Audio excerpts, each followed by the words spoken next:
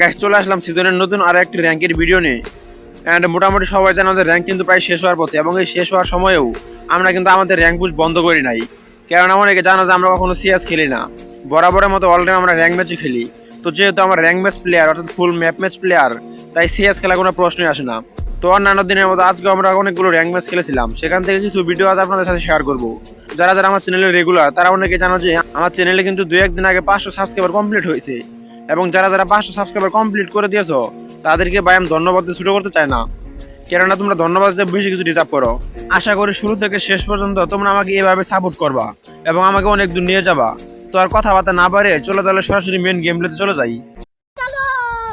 প্রথম ম্যাচের শুরুটা আমরা আহামরি একটা ভালো করতে পারি নাই, কেননা ভাই ম্যাচে কমপক্ষে 4 থেকে 5 বার মরে গেছিলাম এবং রিভাইভ পেয়েছিলাম। তো সরাসরি শেষ জোনে চলে আসলাম এবং দেখতে পাচ্ছ আমার কাছে MP40 এবং অম রয়েছে। তো এখানে বিমা শক্তি আসার পরই অম দিয়ে একটা এনিমি কিল চুরি করলাম এবং চুরি করে সরাসরি এখানে চলে আসি।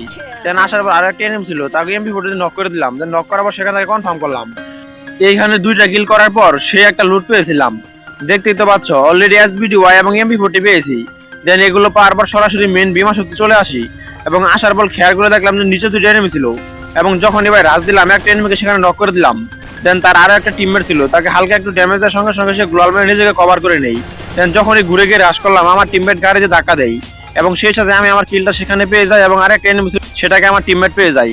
দেন এখান থেকে চলে আসলাম পিছনের দিকে, কেননা ভাই শেষজন চলতেছিল এবং এলাইভ আছে আর মাত্র 4 জন, অর্থাৎ আমরা 2 জন আর একটা স্কোয়াড আছে সম্ভবত। ঠিক এমন সময় আমার টিমমেট আমাকে বললো যে কোনো একটা এনিমি তার টিমমেটকে রিভাইভ দেওয়ার জন্য বেন্ডিং মেশিন রেখেছে। তো আমি কিছুক্ষণ অপেক্ষা করলাম যে কখন তারা বেন্ডিং মেশিন থেকে আসবে, কিন্তু ভাই আসতেছিল না। এমন সময় খেয়াল করে দেখলাম যে এনিমি রিভাইভ পারবো ল্যান্ডিং করতেছিল। তো আকাশে থাকা অবস্থায় অলরেডি একটা স্কারদের নক করে দিই। দেন খেয়াল করতে লাগলাম যে আরো 2টা ছিল, ভাই তাদের কাছে ফেলকো ছিল, সেজন্য তাদেরকে আমি এম করতে পারি নাই। কিন্তু ভাই তাদের জন্য লম্বা সময় ওয়েট করলাম। অল্প কিছুক্ষণ অপেক্ষা করার পর দেখতে পেলাম যে একটা এনিমি সামনে LCB ল্যান্ডিং করে এবং সেখানে ল্যান্ডিং করার সঙ্গে সঙ্গে স্কার দিয়ে সেখানে তাকে নক করে দিলাম। দেন এবং নক করার সঙ্গে সঙ্গে সেটাকে কনফার্ম করে নিলাম, কেননা সেখানে তার টিমমেট ছিল যে কোনো সময় রিভাইভ দিয়ে দিতে পারতো। এবং সেখানে যে আরেকটা এনিমি অর্থাৎ লাস্ট এনিমি বেঁচে আছে, তাই গ্লোয়াল ভেঙে তাকে অত্যাচার করলাম এবং তাকে হালকা একটু ড্যামেজ দেওয়ার সঙ্গে সঙ্গে আমার টিমমেট সেই কিলটা নিয়ে নিল এবং ম্যাচটা আমরা বইয়া করে ফেললাম। এবং পরবর্তী চলে আসলাম আরও একটি ম্যাচে, এবং আরও একটি ম্যাচে আসার পর দেখতে পাচ্ছেন একই দিয়ে অলরেডি একটাকে নক করে দিয়েছি। ভাই হালকা একটু বড় শটের পর তাকে একটু হেডশটের মাধ্যমে নক করি এবং অলরেডি সেটা কনফার্মের মাধ্যমে কিলটাও পেয়ে যাই। দেন আমি আমার টিমমেটের বললাম সামনে দিকে চলো, সামনে অনেকগুলো এনিমি থাকতে পারে। আমি আমার টিমমেটকে নিয়ে সরাসরি সামনে চলে আসলাম এবং আসার পর খেয়াল করে দেখলাম যে আর্সেনালে কোনো এনিমি আছে কিনা। যখন আমি আর্সেনালের ভিতরে ঢুকলাম পিছনের দিকে খেয়াল করে দেখলাম যে এনিমি ল্যান্ডিং করার সিগন্যাল দেয় এবং বাইরে এসে থেকে তার নেট ছিল না এবং MP40 দিয়ে একটা শুট দেওয়ার সঙ্গে সঙ্গে সেখান থেকে সে উদাও হয়ে যায়। ভাই বুঝলাম না কোথায় গেল, খেয়াল করে দেখলাম আর্সেনালের ভিতরে, কিন্তু ভাই যখনই তাকে মারতে গেলাম খেয়াল করে দেখলাম আর্সেনালেও নেই। বিশ্বাস করেন ভাই কি পরিমাণ যে ভয় পাইছিলাম এরকম একটা ঘটনা দেখা, যেন ফ্রি ফায়ারে বুট চলে এসেছে এমন একটা অবস্থা। কিন্তু ভাই যখনই পিছনে ফিরে আসলাম খেয়াল করে দেখলাম যে দুতলা ঘরে ছাদে এনিমিটা ছিল, মানে আমার মাথায় একদম ধরতেছিল না যে কোথাকার এনিমি কোথায় চলে আসলো। তো যাই হোক একে দিয়ে বডি শটের মাধ্যমে সেখান থেকে শেষ করলাম এবং চলে আসলাম উপরে। দেন উপরে আসার পর খেয়াল করে দেখলাম এখানে একটা এনিমি। ভাই চিন্তা করেন আমার এসপির কি অবস্থা করছিল, আর 2 থেকে আরেকটা শট দিতে পারলাম এখানে শেষ হয়ে যেতাম।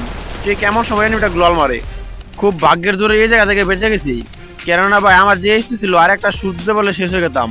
তো সঙ্গে সঙ্গে একটা সুপার মেড কিট করে এসপি রিকভার করলাম এবং নিচে দেখলাম যে অনেকগুলো এনিমি ফাইট করতেছিল। তো সেখানে থার্ড পার্টি করার জন্য একে দিয়ে ভালো একটা ড্যামেজ দিয়ে একটাকে নক করেছিলাম, কিন্তু লাভ হয়নি।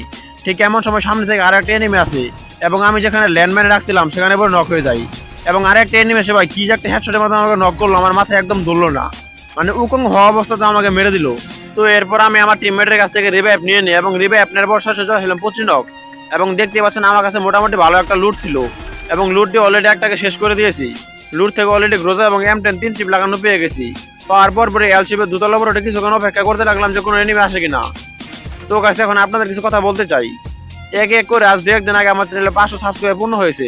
তো যারা যারা আমার 500 সাবস্ক্রাইব পূর্ণ করে দিয়েছেন ভাই ধন্যবাদ দিয়ে আপনাদের ছোট করতে চাই না, কেননা আপনারা ধন্যবাদ দিয়ে বেশি কিছু ডিজার্ভ করেন। আশা করি এভাবে আমাকে শেষ পর্যন্ত সাপোর্ট করবেন। তো অলরেডি আরেকটা এনিমি দেখলাম যেটাকে ল্যান্ডিং করে এবং ল্যান্ডিং করার সঙ্গে সঙ্গে গ্রোজাতে তাকে শেষ করে দিলাম এবং কিছুক্ষণ অপেক্ষা করলাম যে আরো কোনো এনিমি আসে কিনা। এবং দেখতে পাচ্ছেন এলাইভ আছে আর মাত্র 5 জন, অর্থাৎ আমরা 3 জন আর এনিমি আছে 5 জন। 5 জনকে মারতে পারলে ম্যাচটা বুয়া হয়ে যাবে। তো সর্বচেষ্টা করবো ম্যাচটা বুয়া করার। ঠিক এমন সময় বাম দিক থেকে আরেকটা এনিমিকে মারে এবং জুম করে হেডশটের মাধ্যমে সেটাকে সেখানে শেষ করে দিলাম। যদিও ভাই তাকে মারতে পারছিলাম, কিন্তু জাস্ট একবার আমার এসপির থেকে খেয়াল করে দেখো একদম 12টা বাজাইতেছিল আমার এসপির। এই অবস্থা যদি কোনো একটা এনিমি থার্ড পার্টি করে একটা শুট আমাকে দিত তাহলে আমার একদম 12টা বাজে যেত। তো যাই হোক, এই স্পিড কভার করার পর নিচে নেমে আসি। ঠিক এমন সময় দোতলা করে খেয়াল করে দেখলাম একটা এনিমি ছিল। তাকে গ্রোজা দিয়ে হালকা একটু ড্যামেজ দেওয়ার পর সেখান থেকে লাভ দিয়ে এবং সেখান থেকে শেষ করে দিলাম। অর্থাৎ লাস্ট আরও একটা এনিমি আছে, তাকে মারতে পারলে ম্যাচটা বিয়ে হয়ে যাবে। এবং যখনই ভাই তাকে দেখতে পেলাম, গ্রোজা দিয়ে সে একটা হেডশটের মধ্যে নক করলাম। কিন্তু ভাই তার কাছে একটা সুই ছিল, তাই তাকে কোনো সুযোগ দেয়নি, সঙ্গে সঙ্গে সেখানে কনফার্ম করে দিই এবং কিলটা অলরেডি নিয়ে নিই। এবং অলরেডি দেখতে পাচ্ছেন এই ম্যাচটা বুয়া হয়ে যায়। তো একে একে আমরা 3টা ম্যাচ খেলেছিলাম এবং 3টা ম্যাচই বুয়া করতে পারছিলাম। হিস্টোরি দেখতে যেতে পারছেন। তো এই ছিল আমাদের আজকের ভিডিওটা যদি ভালো লাগে অবশ্যই ভিডিওটি লাইক করবেন এবং চ্যানেলটি সাবস্ক্রাইব করতে ভুলবেন না। Man, I should have finished those deep fried chicken wings.